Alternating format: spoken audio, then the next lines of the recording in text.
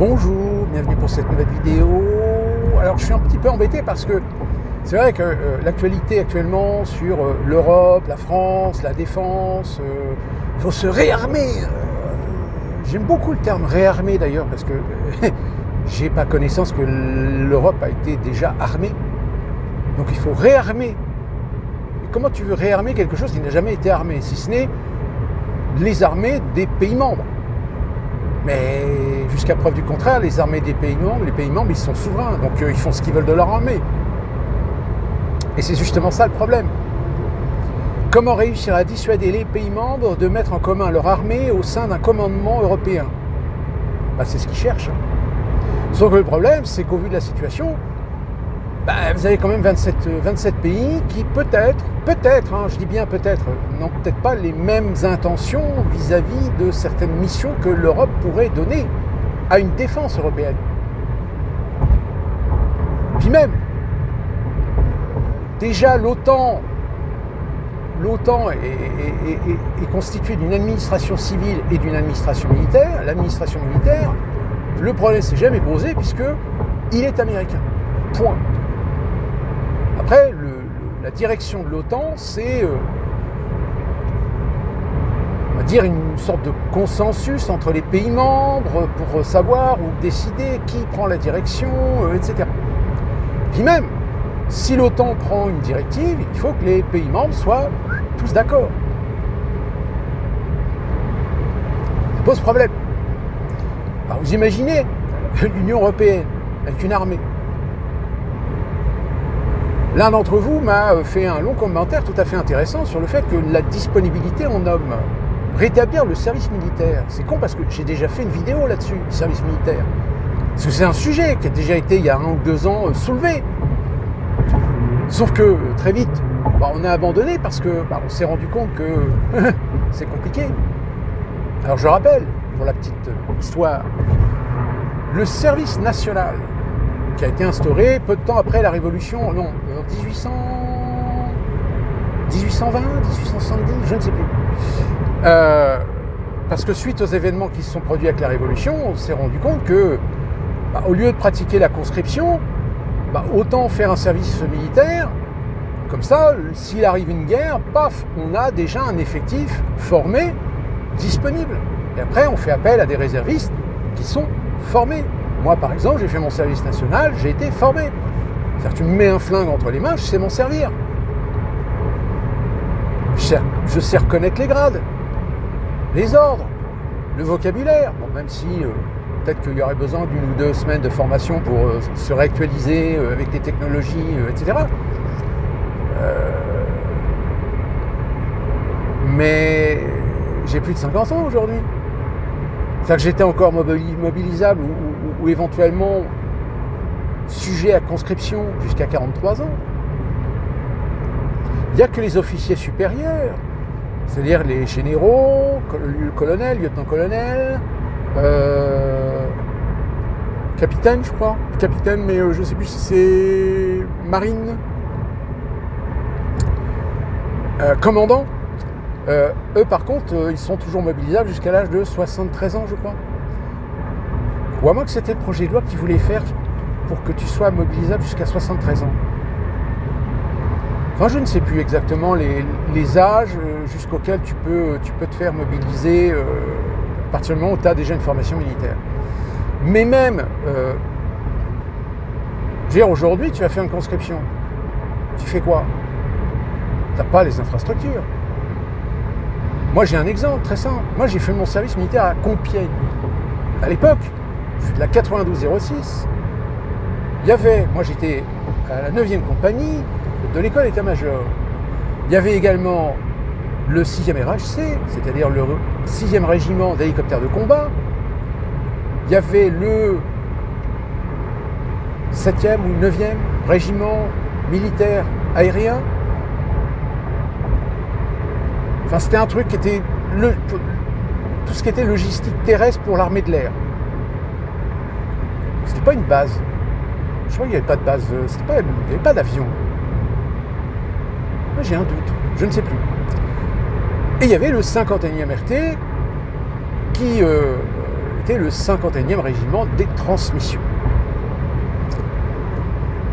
qui d'ailleurs se trouvait dans un endroit de triste mémoire, puisque la caserne se trouvait, ce qu'on appelait la caserne Royal-Lieu, qui se trouvait être un endroit qui avait été utilisé par les Allemands pour regrouper, c'était un camp de prisonniers finalement, un camp de prisonniers, puis un camp de transition pour les Juifs, avant qu'ils soient transportés dans les camps de la mort. Le 6e RHC n'existe plus, les installations ont été vendues et maintenant c'est une base civile.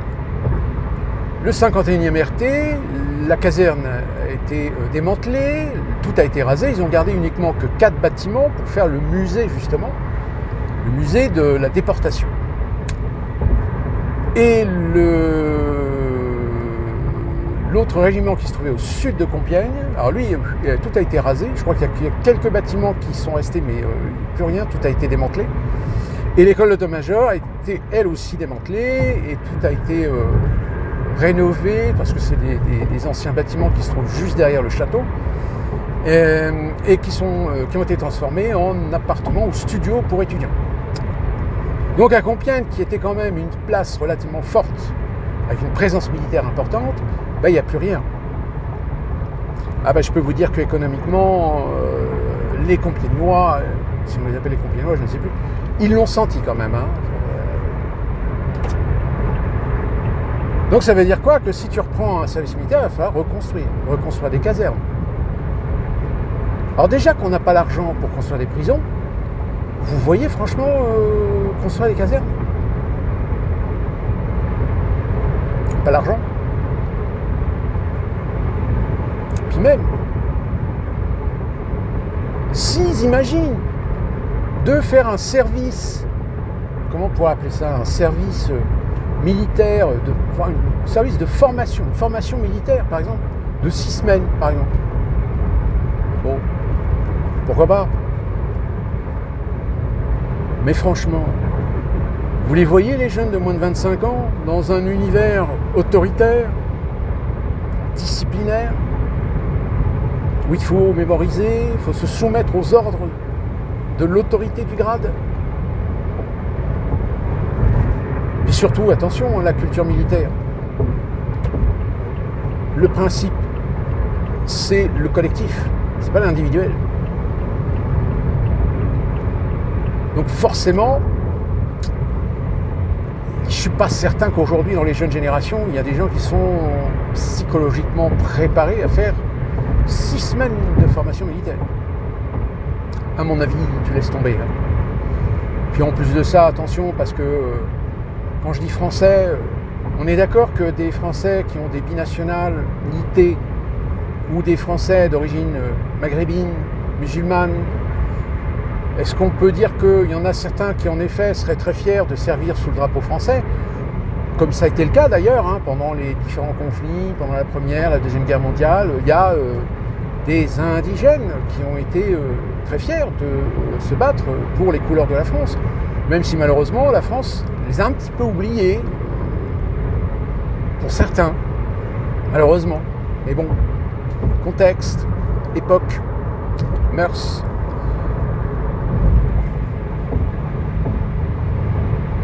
Mais franchement, je ne suis pas certain que la proportion serait suffisante. Parce que bon, c'est bien gentil les sondages, 62% des jeunes qui seraient prêts à s'engager, 51% des jeunes qui sont d'accord pour enfin, tous ces sondages, attention, l'échantillon. Là, celui qui est de 51% de jeunes qui seraient prêts. L'échantillon, c'est, je crois, 375 personnes dans l'échantillon. 375 personnes pour te faire croire que c'est l'ensemble des Français, des jeunes Français de 18-25 ans qui sont... Non.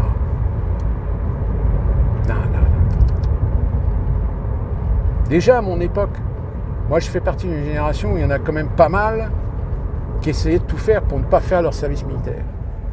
Et puis quand Chirac a décidé de suspendre le service militaire, parce que oui, il est suspendu, il n'est pas supprimé. il est suspendu. C'est-à-dire que toutes les lois, les textes, les règlements, les structures, etc., existent toujours. C'est-à-dire qu'un décret peut très bien remettre en route un service national. Donc il y a tous les textes, il y a toutes les lois. Bon, après, il y aura peut-être des trucs à modifier, mais etc. Mais le service national a été suspendu. Il n'a pas été supprimé. Et donc c'est Chirac qui, en 96, a dit stop. Sauf que moi, je le savais déjà, puisque en 92, moi, j'avais couvert un meeting d'une femme générale, qui commençait déjà à parler, vous le savez, l'armée doit muter, etc. Donc, ce qui veut dire que à terme, il y aura certainement une décision politique de suspendre le service national. Parce que c'est trop coûteux. Puis ça ne sert plus à grand-chose. En 92. Jacques Chirac a pris la décision en 96. Donc, vous voyez, déjà. Et pour vous dire, en 2001, jusqu'en 2001, il y a eu, 99, 2000, 2001, il y a eu des associations qui ont défendu, qui ont même fait une proposition de loi pour annuler toutes les peines vis-à-vis des déserteurs. Parce qu'il y en a quand même pas mal de jeunes qui auraient dû faire leur service national sur les derniers contingents avant la suspension du service national. Déserteurs, c'est... Oui. Donc ils ont fait des pataquès, ils ont essayé de faire des lois pour absoudre finalement tous les jeunes qui ne voulaient pas faire leur service national sur les dernières années. Puis finalement, bon, ça s'est négocié comme ça. Donc il y a beaucoup de jeunes. Moi, j'avais un collègue à l'époque, en 2002, par exemple. Je crois qu'il était incorporable en 2002. Je ne sais plus quand est-ce que les derniers contingents, c'était quand ? C'était 2001 ou 2000 ? Je ne sais plus. Enfin bref, il n'avait pas fait gaffe, il pensait qu'il allait passer à côté, et un jour, il a reçu son petit carton d'incorporation. Et lui, il a bénéficié de ça, il a bénéficié des lois qui avaient été, ou des décrets qui avaient été passés pour finalement permettre à des gens qui avaient déjà une situation professionnelle, etc., parce qu'évidemment, il y avait des conditions, qui avaient déjà une situation professionnelle, qui étaient soutien de famille, etc., d'être exemptés de service national. Donc vous voyez, déjà dans les dernières années, il y en a pas mal qui faisaient des pieds et des mains pour ne pas faire leur service national. Et ce qui est assez amusant d'ailleurs, parce que sur les plateaux télé, quand il y en a qui posent la question, quand ils abordent le sujet, oui, remettre le service national, machin, ça serait bien, il y en a toujours un qui dit, mais vous l'avez fait votre service national ? Mais non, mon service militaire, je ne l'ai pas fait. J'étais exempté. Ah, puis, et vous ? Moi aussi, en fait, je ne l'ai pas fait. Ah, puis vous avez fait quoi ? Ah, moi, je l'ai fait, mais j'étais examinateur de conscience ou un truc comme ça. Oui, pour ceux qui ne connaissent pas, il y avait ce qu'on appelait les examinateurs de conscience, c'est-à-dire des gens qui ne voulaient pas porter d'armes. Pour des raisons idéologiques, pour des raisons culturelles ou des trucs comme ça. Donc c'était parfois des aspis, souvent, qui étaient là juste pour faire de la gestion, etc., mais qui étaient des gens qui ne faisaient pas de combat, qui ne faisaient pas d'entraînement, qui ne faisaient pas de raids ou trucs comme ça. Et ce qui est donc intéressant, c'est de se rendre compte qu'aujourd'hui, sur des plateaux de télé, vous avez des gens de ces générations qui ont aujourd'hui 40, 50 ans, même des fois plus de 60 ans, qui n'ont pas fait leur service national, qui n'ont pas fait leur service militaire. Service militaire, service national, tout simplement, j'utilise les deux termes parce que avant c'était le service militaire, mais il y avait une modification pour appeler ça service national. Qui, je rappelle, était un moyen justement de pouvoir justifier d'un potentiel, d'une capacité d'effectif opérationnel rapidement en cas de conflit. Puisque nous sommes formés au maniement des armes, à la discipline militaire, etc. Comme je vous l'ai expliqué plus tôt. Donc vous imaginez aujourd'hui tous les jeunes de moins de 25 ans qu'il va falloir éduquer, former à cet état d'esprit.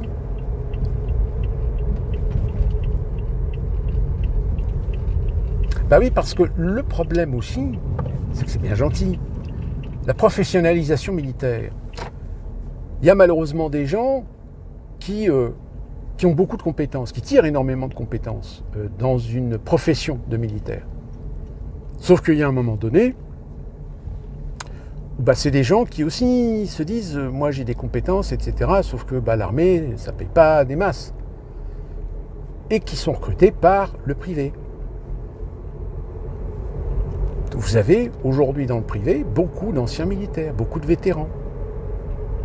C'est pour ça d'ailleurs que souvent, les opérations qui sont commanditées par des États auprès d'organismes privés,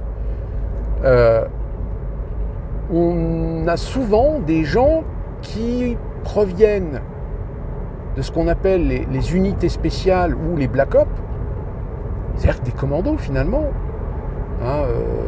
parce que justement ils ont cette fibre finalement, une fibre qui aujourd'hui est une rareté. Ce qui fait que c'est des gens qu'on a besoin pour encadrer des jeunes, pour encadrer des gens qui n'ont jamais été au feu, qui n'ont jamais tué quelqu'un. Parce que ça aussi, c'est pareil. Aux États-Unis, même si l'armée est professionnelle, quand tu fais des formations, le jour où tu envoies ces gens-là, c'est ce qu'il y a eu, le problème qu'il y a eu avec la guerre du Golfe, c'est tout d'un coup on s'est rendu compte que sur la proportion de gamins qu'on envoyait sur le front, il y en a pas mal qui psychologiquement ne sont pas du tout équipés, parce qu'encore une fois, on a construit aux États-Unis une société d'hypersensibles,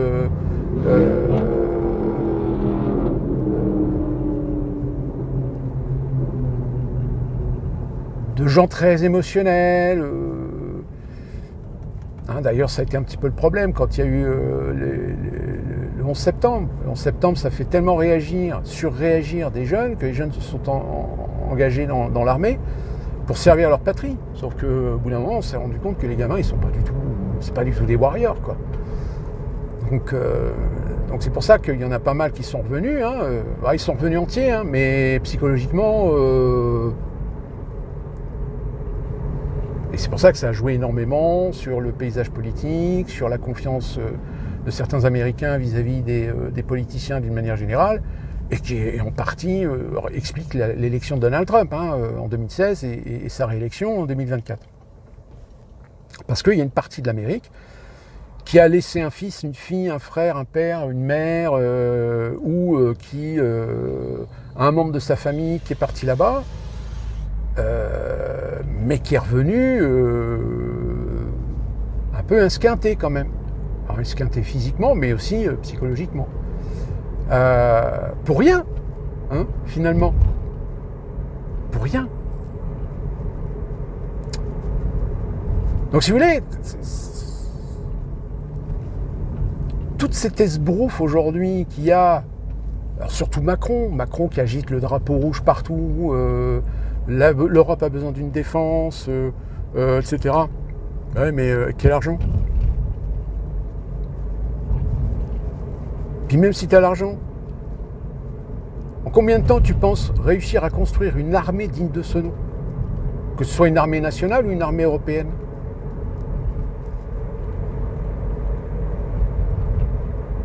Faut savoir que pour reconstruire une armée opérationnelle, c'est-à-dire une armée qui est capable de se déplacer comme l'armée américaine avec tout ce qu'il faut, hommes, matériel, logistique, stratégie. Dans l'état actuel, aujourd'hui en Europe, il n'y a aucun pays qui a ce genre d'armée, même la Grande-Bretagne. La Grande-Bretagne et la France se sont reposées sur leur dissuasion nucléaire. L'Allemagne, elle se réarme petit à petit, mais on ne peut pas dire que ça soit une grande armée. C'est une armée qui peut être éventuellement, potentiellement défensive. La Pologne, c'est pareil. La Pologne, c'est pas une armée qu'on peut envoyer à l'autre bout de la planète parce que d'abord, elle n'en a pas le matériel. Deuxièmement, elle n'en a pas les effectifs. Alors bon, contre la Russie, encore à la rigueur, parce qu'elle est frontalière, plus ou moins. Mais c'est pas suffisant. C'est pour ça que En fait, le problème de la prise de conscience aujourd'hui de l'opinion, c'est de se rendre compte que ce qu'on disait, qu'on était trop tributaire, trop vassalisé aux Américains, ben aujourd'hui, voilà, vous avez la preuve. Ce qu'on disait avant, mais non, c'est complotiste, machin, blablabla. Non, c'est pas complotiste. Là, aujourd'hui, vous en avez la preuve. Vous avez la preuve que l'Europe a toujours été le doigt sur la couture vis-à-vis des Américains. Sauf que là, Donald Trump, il a sifflé la fin de partie, et là, tout d'un coup, vous êtes à poil. C'est-à-dire que vous avez des armées, mais des armées défensives, mais qui finalement ne servent pas à grand-chose, puisque maintenant, qui va faire la guerre en Europe? Enfin, faut jamais dire jamais, hein, mais envoyer une armée en opération comme l'Ukraine, par exemple, non, on n'a pas les moyens. Là, il faut une armée coalisée. Une armée coalisée, comme on l'a eu en Afghanistan, comme il y en a eu une en Irak, mais bon, avec des armées... oui, parce que l'Amérique avait réussi quand même à faire une coalition pour justifier l'opération, mais avec des pays, je ne sais plus, il y avait quoi, il y avait le Pakistan, enfin des petits pays qui ont envoyé quelques centaines d'hommes, quoi, mais voilà, c'est juste histoire d'eux. La guerre du Golfe, très bel exemple, hein, la coalition, l'intervention internationale, où il y avait des Français, il y avait des Britanniques, mais là encore, je ne sais pas si vous vous souvenez du coup des Mirages. Bah oui, comme je vous l'avais expliqué dans une précédente vidéo, avec les Rafales. Gloire, on a vendu des Rafales à l'Inde, oui, mais le jour où l'Inde elle est l'allié d'un ennemi, on fait comment? Et c'est ce qui s'était passé avec la guerre du Golfe. C'est que la France a déboulé avec les autres, mais aussi avec ses avions, avec ses Mirages. Sauf que l'armée américaine a dit, bah non, excusez-moi, mais vos Mirages, vous allez les laisser au sol parce que vous en avez vendu à l'Irak. Donc, si vous voulez, comment on fait dans le feu de l'action pour identifier vos Mirages de ceux irakiens? Ah ouais, c'est con, ça. Ah bah oui. Ah, c'est comme les Polonais avec leur F-15. Là, maintenant, ils sont un peu emmerdés parce que, bon, les Américains, demain, ils peuvent très bien dire, oh bah oui, quoi, vous voulez acheter des pièces pour vos F-15, vos F-16? Ouais, mais enfin, attendez 6 mois de livraison. Ah, mais non, on a besoin des pièces maintenant parce que là, on a la Russie. Ah ouais, je sais bien, je comprends bien, mais là, je peux pas plus. Ah, et tout d'un coup, l'opinion ne serait-elle pas intéressée de se poser la question, de se dire, mais et finalement, est-ce que c'était pas plus mal d'avoir une autonomie militaire, c'est-à-dire une autonomie de production, de fabrication d'armes nationales? C'est-à-dire qu'on conçoit nos propres fusils, on conçoit nos propres munitions, on conçoit nos propres chars, nos propres avions. Comme ça, on n'est pas tributaire de l'étranger. Parce que là, déjà tributaire des Américains, vous l'êtes. Puisque je crois savoir que pour construire des Rafales ou des chars Leclerc, ou le nouveau char européen, ou le fameux hélicoptère, là, vous savez, il y a quand même des composants qui sont fabriqués made in USA. Ah bah oui, c'est con. Ouais, c'était bien la mondialisation quand l'Amérique était hégémonique sous contrôle démocrate, voire même républicaine. Mais forcément, quand l'Amérique devient sous contrôle de Donald Trump, là, les choses sont pas les mêmes. Là, ça fonctionne plus. Donc, cette fameuse armée européenne, ne vous inquiétez pas, elle n'est pas prête de voir le jour. Parce que tout est à faire. Ne serait-ce que déjà, posez-vous la question. Au niveau du commandement, comment ça se passe? On fait un commandement tournant? C'est-à-dire 6 mois c'est la France, 6 mois c'est la Pologne, 6 mois c'est l'Allemagne. Non. Pourquoi? Parce que déjà, vous avez des exemples de discordance d'intérêts entre certains pays européens. Vous imaginez, vous avez une armée européenne, le commandement tombe entre les mains des Polonais. Les Polonais, va-t-en guerre. Eh oh, on va attaquer la Russie. Allez, zoom. Ouais, attends, faut l'avis des pays membres. Hein. Non, on s'en fout de l'avis des pays membres. Bah oui, on s'en fout. Pourquoi ? Parce que depuis, l'Europe a muté. L'Europe devient une entité supranationale. Donc elle n'a pas besoin de l'avis des pays membres, puisque les pays membres ont transféré leur souveraineté militaire à Bruxelles. Ah oui, non mais... Bah folle les guêpes. Quand on vous dit que de toute façon, la construction européenne, c'est l'aboutissement d'une entité supranationale où tous les pays membres donneront ou rendront, non pas rendront, mais donneront leur souveraineté, enfin les souverainetés.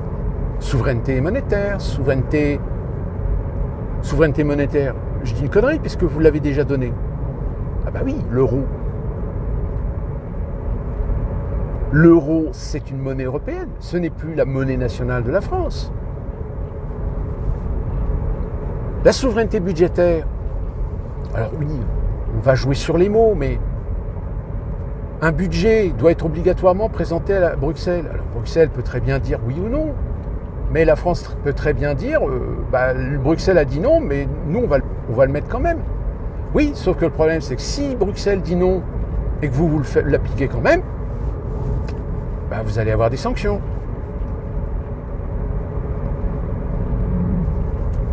Donc si vous avez des sanctions, ça veut dire que vous n'avez plus votre souveraineté budgétaire.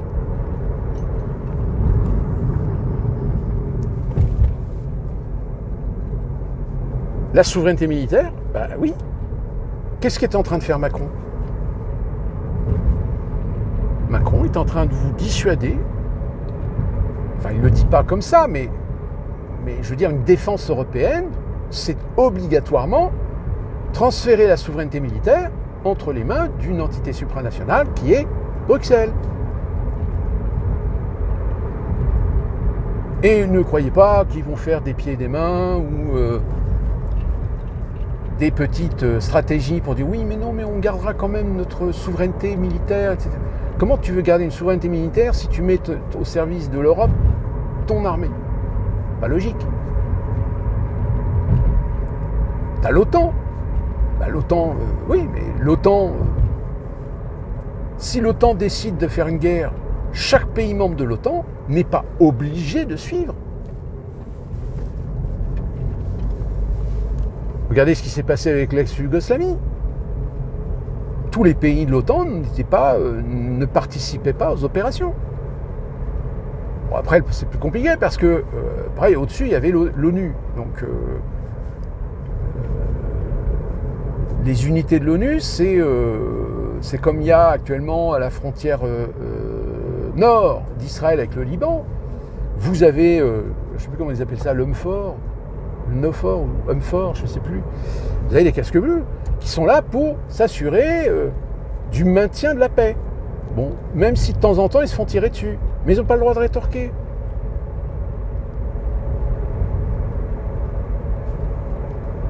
En Yougoslavie, c'était le même problème. C'est pour ça qu'il y a eu ce fameux général français, dont je ne me souviens plus de son nom, qui avait fait ce fameux discours en disant qu'il allait protéger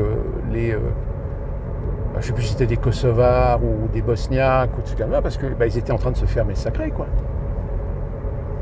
Sauf que on lui en a voulu à ce général, parce qu'il a pris une initiative qu'il n'aurait jamais dû prendre, sans en rendre compte. C'est-à-dire qu'il l'a pris sans autorisation.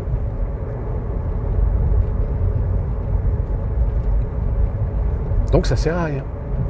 C'est juste là pour compter les points. Puis de prendre une bastos de temps en temps, au passage. Donc cette défense européenne, parce que oui, le terme est important, la défense européenne, c'est pas d'avoir une armée d'attaque, mais de défense. Et il joue là-dessus. C'est une armée de défense, c'est-à-dire que l'armée de défense n'est opérationnelle que si un des pays membres de l'Union européenne est agressé. Mais le problème, c'est que, qu'est-ce qui ne vous dit pas que, une fois que cette armée européenne est construite et qu'elle reste une armée de défense, que à la frontière polonaise, moldave,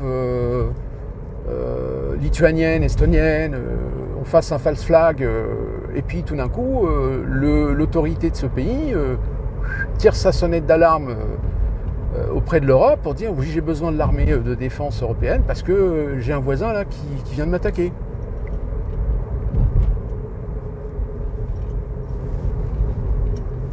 Mais même ça,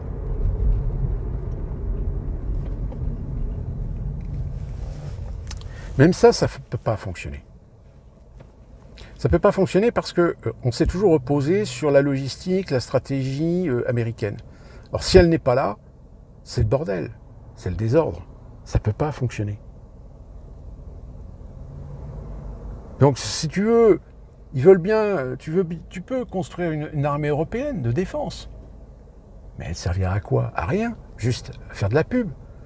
À dire, vous voyez, on a une armée de défense européenne, souveraine. Ouais, sauf que le jour où tu as une guerre, où tu as un de tes pays membres qui est attaqué par un ennemi, tu as intérêt à ce que l'ennemi soit sous-équipé, avec un effectif faible, etc., pour espérer réussir à résister, ou à repousser l'invasion. Mais vous avez vu ce qui s'est passé en Ukraine, hein, Ah, les chars sont arrivés, génial. Ouais, on va les laisser un peu loin de la zone de front, parce qu'on n'a pas envie de se les faire torpiller par les Russes. Non, attendez, si on envoie des chars, c'est pour que les chars aillent au combat. C'est pas pour qu'ils restent derrière pour faire joli. Alors de temps en temps, on les a sortis. Ouais, mais encore une fois, on les a sortis de façon un petit peu n'importe comment. Alors, si les unités ont réussi à faire une progression ou à faire un bon score au tir au pigeon, oui, c'est bien, c'est génial, regardez, oui, avec les léopards, ouais, les Ukrainiens ont détruit des installations russes, ouais, génial. Mais l'inverse, on se cache bien quand même de le dire. Hein. C'est pour ça que les Russes saisissent du matériel ukrainien qui est du matériel occidental et l'exposent à Moscou. Bah, c'est de la com.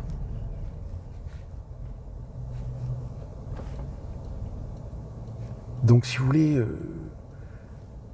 quand on en arrive à faire de la com sur un conflit, bah, c'est que le conflit, de toute façon, on sait qu'il y a un statu quo. Comme je vous l'avais dit, ça avance, ça recule, ça avance, ça recule, ça avance, ça recule.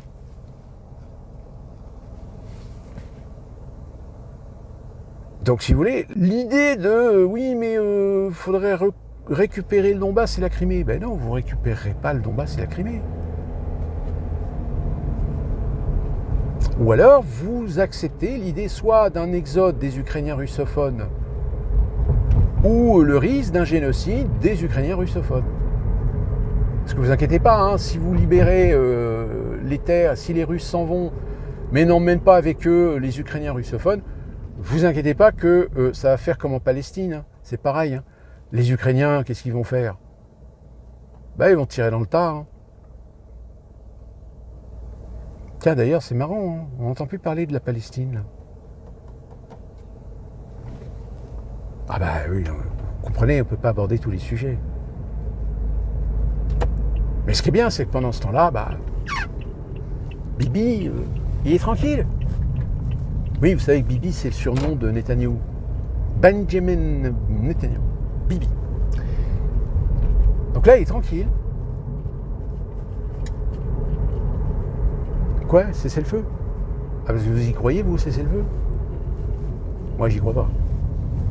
C'est pareil, hein. Là, on ne sait pas comment les conditions avec l'Ukraine, ça va se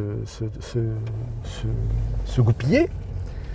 Mais soyez assurés que les revanchards pro-ukrainiens qui, dans leur détestation profonde du russe, sont tout à fait capables de faire un false flag qui relancerait, hein, puisque là, On avait vu, hein, pendant les négociations qu'il y avait en Arabie Saoudite, ils ont bien trouvé le moyen d'envoyer combien 300 drones 300 drones attaquer des zones urbaines dans la grande agglomération de Moscou. Bah, je sais pas, mais quand tu décides de faire ça... Alors Trump, il a fait un geste, il a rétabli les communications logistiques américaines pour l'armée ukrainienne. Il a fait un geste. Mais c'est marrant parce que ça vous l'avez pas vu sur LCI, hein. Ni TF1, ni France Télévisions. Donc,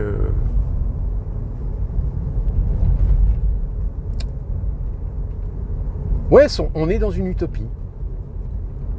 On est dans une utopie flagrante, c'est-à-dire que ça rejoint ce que je vous disais dans les précédentes vidéos, c'est qu'ils sont dans panique totale. C'est-à-dire tous ces gens à qui on avait confié finalement un rôle dans la mise en place d'un nouvel ordre mondial, aujourd'hui ils sont en train de se rendre compte que finalement on croyait que Donald Trump c'était le m'as-tu vu, c'était le mauvais président, qu'il fallait pas pour les États-Unis, etc. Et tout d'un coup on se dit mais si ça se trouve peut-être qu'il a été élu et qu'on lui a confié une mission. La mission de purger le système. Là vous avez actuellement, il y en a qui viennent pleurer parce que le secrétariat à l'éducation va être fermé. Ah, mais rendez-vous compte, comment les gamins, les machins, l'éducation pour les écoles et tout, à l'échelle fédérale, c'est un scandale. Oui, mais sauf que le problème, c'est que l'éducation, elle dépend aussi des États. Donc si vous voulez, ça fait un petit peu un doublon. Vous avez les services d'éducation des États qui s'occupent des écoles publiques, et au-dessus, vous avez le secrétariat, le secrétaire à l'éducation. Mais le secrétaire à l'éducation, vu la disparité des mœurs, des politiques, des cultures dans chaque État, en réalité, le secrétariat à l'éducation fédérale, il ne sert à rien. Il sert juste à faire appliquer des décrets qui sont élus ou votés par je ne sais quel député, sénateur ou par le secrétariat lui-même. Mais ça s'arrête là. Le truc, il sert à rien. S'il y a besoin d'intervenir, s'il y a besoin de réglementer, le président, il est là, et puis paf, il fait un décret, il le signe, ou il le fait passer au Parlement, et puis voilà, et puis on n'en parle plus. Mais on n'a pas besoin d'un secrétariat à l'éducation, qui ne sert à rien. Hein, si vous voulez, les médias français oublient très souvent de préciser qu'aux États-Unis, nous avons un État fédéral, mais c'est un pouvoir décentralisé. Contrairement à la France, où c'est un pouvoir centralisé. C'est-à-dire que c'est l'État qui décide. Alors qu'aux États-Unis, vous avez un gouvernement fédéral qui s'occupe des affaires globales de l'État fédéral, mais que chaque État a ses propres directives, parfois ses propres lois, son propre parlement, sa propre corps suprême parfois. Donc vous voyez, c'est... Donc on va voir, mais très sincèrement, ils essaient de vous vendre du vent en fait. Ils essaient de vous vendre du vent. Parce que financièrement, ça coûtera la peau du cul. Et puis même s'ils ont le budget, l'Europe, 800 milliards. Hein. Ouais, 800 milliards sur combien d'années?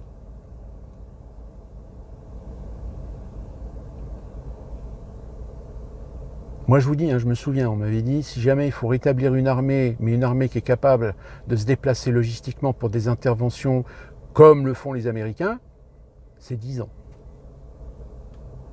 10 ans parce qu'il faut rééquiper, il faut moderniser, il faut former, il faut restructurer. Donc ça ne se fait pas comme ça sur un claquement de doigts. Et c'est pas en formant des jeunes pendant 6 semaines que tu refais une armée. C'est niette. Je vous laisse méditer sur la question. Et nous, on se retrouve très prochainement pour une nouvelle vidéo. Avec un nouveau sujet, certainement. Là, au moment où je vous parle, il se passe quelque chose en France très important. Donc peut-être que j'en parlerai. Bouge au pied du mieux.